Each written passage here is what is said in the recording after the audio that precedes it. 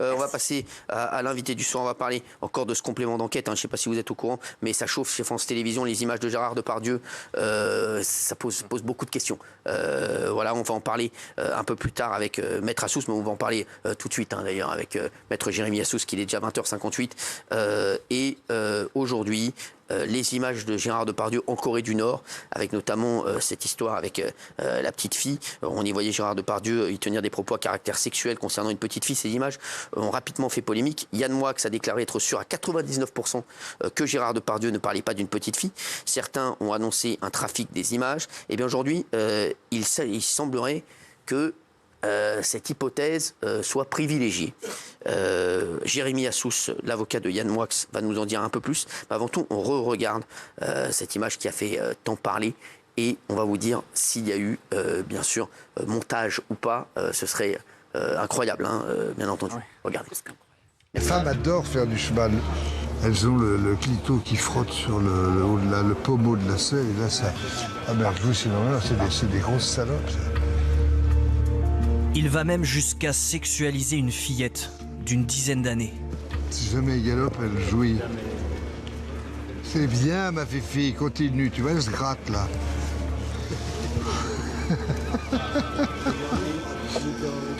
Qu'est-ce que tu regardes ça? Les chevaux. Pourquoi tu montes pas à cheval? Ça fait du bien, tu sais. Oh, excuse-moi, Guillaume est revenu, heureusement. En fait, c'est pas toi que j'aurais dû sortir, c'est lui. Pas de problème. En fait, il m'a tellement énervé que je me suis mis sur toi. Tu sais, mais c'est lui. En fait, tu sais, je l'ai comme ça, là. Mets-toi à ma place et regarde ça toute la journée. Tu vas voir. Tu vas voir si tu ne deviens pas nerveux. Merci Jérémy Assous. Merci Maître Jérémy Assous d'être avec nous, avocat Yann Moix. Et là, il y a un gros problème quand même ce soir. Merci d'être avec nous. Déjà, il paraît que tout le monde vous voulait ce soir. Pas que tout le monde voulait vous inviter. Non, il y a eu un certain nombre d'invitations, mais il me semblait normal de répondre à la vôtre en priorité, du fait que vous étiez les premiers, pas les seuls, mais les premiers, à avoir donné le point de vue de Yann Moix et de la défense de Gérard Depardieu, et de considérer que peut-être il y avait une difficulté, peut-être que les propos qu'on prête à Gérard Depardieu, qu'il a dit, qu'il a tenu, mais pas à l'encontre de cette jeune fille, à l'encontre d'une autre personne, et dans un cadre très spécifique, à savoir que Gérard Depardieu avait été convié en Corée du Nord grâce à la demande de Ikari, c'est une société de production qui est dirigée par Anthony Dufour, et c'était dans le cadre d'un long métrage cinématographique. Et donc, il a été considéré, il a été mis en œuvre avec Yann Moix, un projet de fiction où Yann Moix a eu l'idée de filmer pendant 7 jours Gérard Depardieu en Corée du Nord. Ce serait un peu, l'idée c'était un peu Mammouth en Corée du Nord ou Obélix en Corée du Nord, c'est-à-dire une personne totalement incontrôlable, extrêmement libre dans le pays le plus contrôlé et le plus fermé du monde.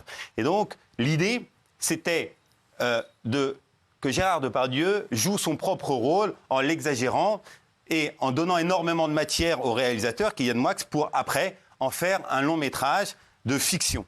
Ce qui est très important, c'est que lorsque vous m'avez invité fin décembre, on n'avait pas pu réunir un certain nombre de documents, puisque énormément de documents nous manquaient. Oui. Puisque Ikari les gardait par devers soi, mais on a pu reconstituer un certain nombre de choses. La première chose, c'est qu'on a un très grand nombre de mails de Anthony Dufour qui remercie Yann Moix et qui considère que ce film, puisqu'on parle bien de film, est une œuvre de fiction, que c'est un long métrage cinématographique qui est destiné en priorité aux plateformes, il cite notamment Netflix, et ensuite les salles et les différents festivals. Quand vous dites que c'est une fiction, c'est pour mettre l'accent sur le fait que Gérard Depardieu était Gérard Depardieu, mais pour vous, il jouait un rôle.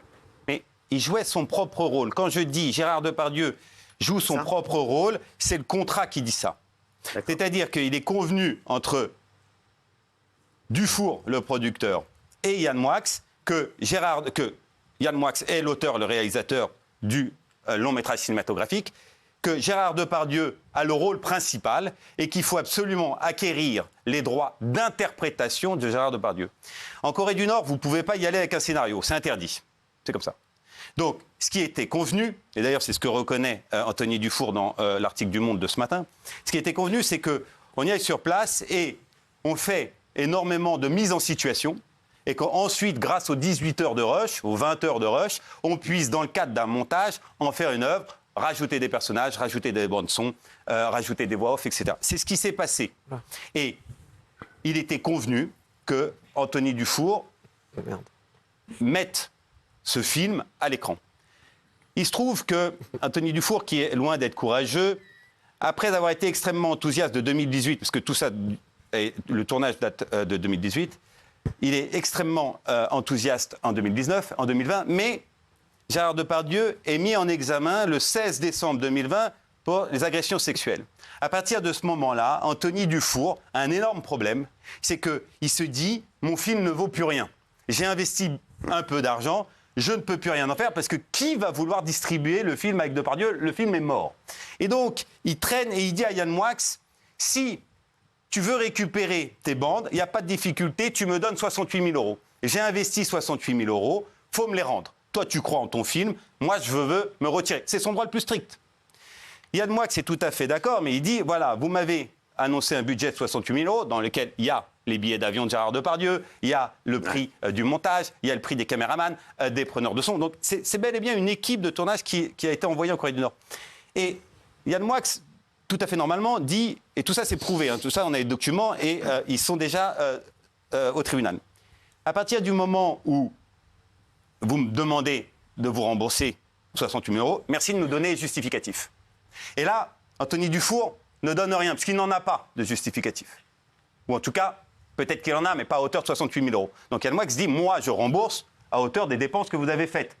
Ou alors, on est coproducteur, vous prenez votre risque, et on se développe. Et là, non, mais c'est ça, je termine, parce que c'est très important. Il se trouve que les discussions s'étirent et durent jusqu'en 2023. Et en 2023, Anthony Dufour, qui est parfaitement d'accord pour les vendre et dit « je vous donnerai les justificatifs plus tard », change, à partir de juillet 2023, change son fusil d'épaule et dit « bon, je ne vais pas vous donner les justificatifs, je ne vais pas vous le vendre 68 000 euros, je vous vends une option, ça coûte juste 10 000 euros, comme ça vous pouvez récupérer vos rushs, vous pourrez récupérer, continuer votre montage, parce qu'il y a quand même un projet de 2h30 qui a été fait. » Et il dit « mais à une condition, c'est que je puisse conserver l'exploitation des images sur lesquelles apparaît Gérard Depardieu. » Bien évidemment, Yann Moix dit « mais non, c'est impossible. Déjà, Gérard Depardieu ne voudra pas. C'est dans le cadre d'une fiction. Il faut les exploiter dans le cadre d'une fiction. » Et là, jusqu'au 5 décembre 2023, ça a été diffusé le 7, il dit « écoutez, je vous les donne. Je vous rends toute votre matière, toute votre film, à une condition, encore une fois, que je puisse exploiter les images sur lesquelles figure Gérard Depardieu. » C'était pour complément d'enquête. Ouais. Et qu'est-ce qui se passe? C'est qu'on sait pertinemment qu'il a signé avec complément d'enquête printemps-été 2023, qu'il a vendu ces images. Quoi, il a vendu ces images? Mais bien sûr, puisque, vous savez... Ça, c'est une info. C'est une grosse info, mais c'est très simple. Il aurait vendu ces images? Il les a vendues. Ah, il les a la vendues. durex, puisque Tristan Warlex a dit qu'il avait respecté scrupuleusement la déontologie. Là, c'est chaud, là. Voilà. Là, c'est chaud, là, c'est la chaud. déontologie et la charte du syndicat des journalistes rappellent qu'un journaliste ne peut pas acquérir, en contrepartie de versement de somme d'argent, une source ou des images. Là, ce qui s'est passé, c'est qu'Anthony Dufour, les seules choses qui étaient intéressantes dans ce complément d'enquête, c'est bien évidemment cette séquence, ces images-là. Bien sûr. Anthony Dufour ne pouvait pas les vendre directement. Parce que France Télévisions a dit, mais non, on ne peut pas acheter, soit vous nous les donnez, mais dans ces cas-là, on va faire, nous, notre enquête, on va appeler ne serait-ce que Yann Moix, on va voir dans quel cadre ces images ont été filmées. Si on leur dit que c'est une fiction, c'est fini, on ne peut pas les exploiter. Donc ce que fait Anthony Dufour, avec la complicité de France Télévisions, c'est qu'ils font un espèce de montage assez grossier, qui a fait illusion un mois. C'est quoi le montage? C'est qu'ils disent, bon ben voilà, on ne va pas vous verser de l'argent pour ces images, mais on va vous verser 140 000 euros à peu près, entre 120 et 140 000 euros, mais ils vont nous communiquer le contrat, ils y seront contraints, non pas pour acheter les images, mais pour que vous produisez le sujet, ce fameux sujet, La chute d'un ogre, puisque vous avez bien compris que le producteur de La chute d'un ogre est Ikari Film. Ah bah oui, c'est... Et là, ils ont fait une faute très grave et une faute pénale, c'est que le fait de décaler la bande-son avec l'image puisque ces propos ne sont pas tenus à propos lorsqu'il y a la petite. C'est très important. C'est très important, ça. Ça, c'est une infraction Est-ce que les pénale. images sont truquées ou pas? Alors, écoutez, ils ont réussi un tour de passe-passe exceptionnel. Il faut reconnaître qu'au niveau de com, France Télévisions ont été assez bons mais là, c'est et très, compléments très grave d'enquête. ce que vous Si, dites, si, Jérémy. puisque tout le monde est tombé dans le panneau. Pour mettre un terme à la polémique, et c'est aussi ce qui est écrit dans l'article du Monde, ils ont dit « Nous avons fait authentifier ces images et ces rushs par un huissier ». Alors déjà, la première chose à savoir, c'est qu'un huissier n'authentifie rien du tout. Un huissier, il constate. Alors que l'huissier ait constaté que Gérard Depardieu dit ça à un moment lorsqu'il y a les images, bien évidemment, il suffit. Ça, je ne vois pas pourquoi ils ont dépensé quelques centaines d'euros. Il faut un expert, il ne faut pas un huissier. Et à partir du moment où ils ont dit non, on a montré l'ensemble des rushs à l'huissier, et dans ces conditions, il a pu certifier que ce qu'ils disaient, ils le disent bien à propos de la fillette, immédiatement, tout le monde a pris pour argent comptant cette déclaration et a considéré que c'était la vérité. Deux choses. La première chose très importante, ce constat, personne ne l'a vu.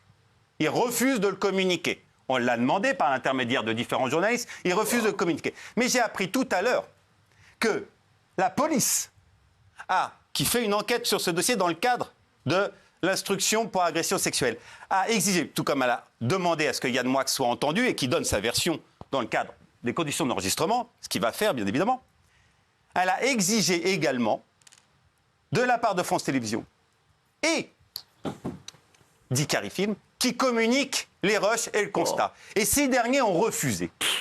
Ils ont refusé en invoquant le secret des sources. Sauf que ce n'est pas une source, puisque eux-mêmes, et Delphine Ernotte, très honnêtement, a déclaré dans Le Monde qu'à titre exceptionnel, puisqu'il y avait énormément de demandes, et il y a quand même le président de la République qui s'est positionné sur ce sujet, elle acceptait qu'un huissier puisse regarder ces images. À partir du moment où un huissier le regarde, pourquoi, puisqu'il y a toujours cette polémique, d'autres ne les regarderaient pas. Mais surtout, pourquoi ils ne communiquent pas le constat? Ils ne communiquent tout simplement pas parce que ce constat constate ce qu'on a vu à la télévision, mais ne démontre rien. Par contre, ce qui est très important, c'est que l'article du Monde dit, et le journaliste, donc Krug, qui a fait ce long papier dans Le Monde Magazine, enfin le M Le Monde, il dit ce que Yann Moix a toujours soutenu, qu'il a vu, lui, le film de Yann Moix, il dit bien que c'est tout sauf un documentaire, et il dit, il y a aussi ce passage dans le Haras, puisque c'est une séquence très importante, puisque là, Yann Moix avait demandé à Gérard Depardieu d'être extrêmement provoquant. Il dit, on a les paroles et les propos de Gérard Depardieu, sauf qu'il ne les tient pas à l'encontre de la fillette, il les tient à l'encontre de la jeune fille. Alors, c'est très grave. Et là, vous savez, il y a une chose qui est très simple, et j'ai demandé à Yann Moix s'il me l'a écrit. Oui. Il dit, écoutez, que vous vous souveniez plus, puisque vous nous dites du 99%, comme vous l'avez rappelé, qu'il n'a pas tenu ses propos à l'encontre de la petite fille. Je veux bien qu'on puisse plus être sûr 100%. C'était quand même il y a 6 ans aujourd'hui. C'est difficile d'avoir une certitude. Par contre, il y a une chose que vous ne pouvez pas oublier. C'est est-ce que vous avez manipulé la bande-son pour faire un décalage avec l'image? Ouais. Ça, c'est un acte positif, on s'en souvient. Il me dit, je ne l'ai jamais fait. Donc, à partir de ce moment-là, grâce aux journalistes du Monde, on a la certitude que les images qui ont été montrées à la télévision sur complément d'enquête sont totalement truquées. Et ce qui est très intéressant, c'est qu'à partir de... C'est extrêmement grave. C'est une infraction pénale. C'est la fin. Mais ce qui est très important, et c'est très simple, c'est que l'auteur principal, c'est comme en matière de diffamation, l'auteur principal du montage, de l'infraction de montage illicite, et j'invite, c'est l'article 226-8 du Code pénal, pour nos amis de Icari, je leur fais gagner un peu de temps, comme ça ils peuvent aller directement voir l'article.